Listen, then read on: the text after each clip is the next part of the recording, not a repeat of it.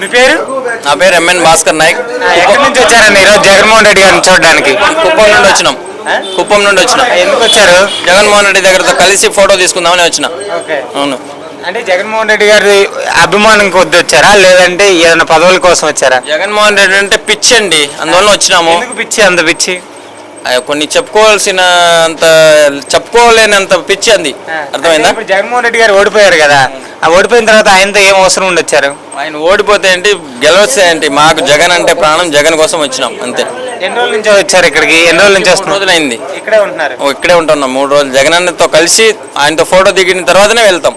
అవును. ఎందుకు ఆ ఫోటోని ఏం చేసుకుంటావు? ఆ ఫోటోని ఏం చేసుకుంటాం అంటే ఇంకా నేను చెప్పుకోలేను, ఆ అభిమానం అనేది చెప్పుకోలేను.